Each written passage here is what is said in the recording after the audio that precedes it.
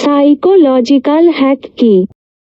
আপনি যদি দৈনন্দিন জীবনে একটু কৌশলী হন তাহলে চারপাশের পরিবেশ সহজে অবজার্ভ করতে পারবেন। এজন্য আপনাকে কিছু সাইকোলজিক্যাল হ্যাক জানতে হবে। এমন 10টি সাইকোলজিক জানার জন্য ভিডিওটি না কেটে পুরো দেখুন। 1. নার্ভাসনেসের সময় চুইংগাম চিবাতে পারেন। সাইকোলজিস্ট রায়ান অ্যান্ডারসনের মতে, নার্ভাস থাকলে আমাদের মস্তিষ্ক ঠিকমতো কাজ করে না। তখন আপনি চুইংগাম চিবিয়ে মস্তিষ্ককে বোকা বানাতে পারেন। এতে ব্রেইন মনে করবে আপনি নার্ভাস নয় কারণ অলরেডি কাজ করছেন। এভাবে নার্ভাস অবস্থায় ও মস্তিষ্ককে বার্তা দিতে পারছেন যে আপনি শান্ত আছেন। 2.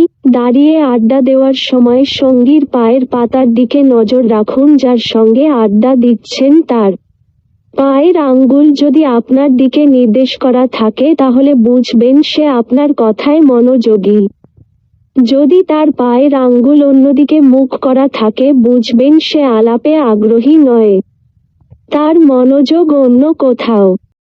3. সঙ্গীর রাগ এড়াতে তাৎক্ষণিকভাবে তার মুখ বরাবর বসে পড়ুন। এটা অদ্ভুত শোনালেও সাইকোলজিক্যালি প্রমাণিত এক্সপেরিমেন্ট।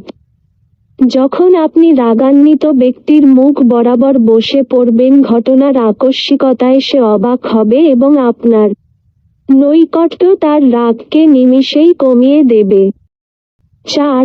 একদল লোকের কাছে সাহায্য না চেয়ে একজনের নিকট সাহায্য চাইবেন। যখন আপনি কয়েকজনের সামনে নিজের অসহায়ত্ব প্রকাশ করবেন সেটা ভালো ফলাফল বয়ে আনবে না, কারণ অনেকজন থাকায় তারা পরস্পরের উপর দায় চাপিয়ে দেবে। এতে আপনার সাহায্য পাওয়ার সম্ভাবনা কমে যাবে।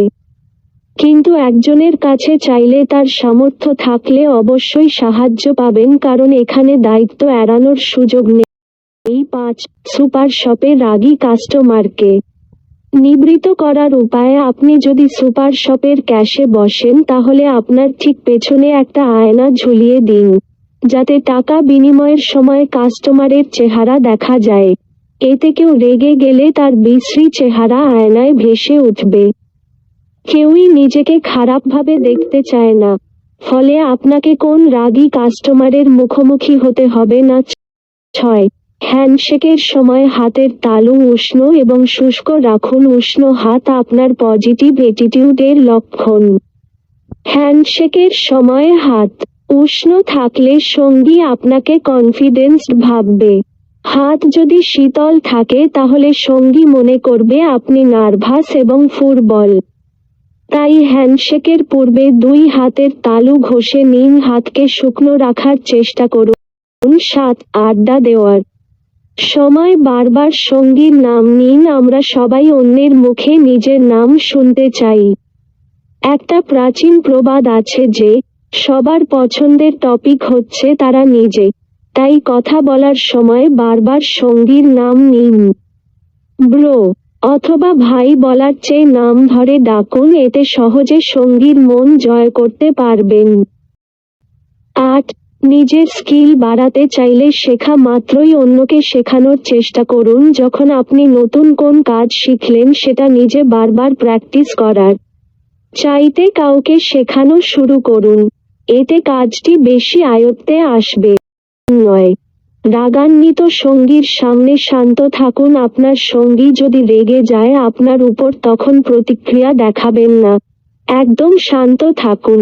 আপনার নির্লিপ্ততা তাকে শীঘ্রই অনুতপ্ত করবে এবং আপনার কাছে দুঃখ প্রকাশ করবে সে নিশ্চিত থাকুন।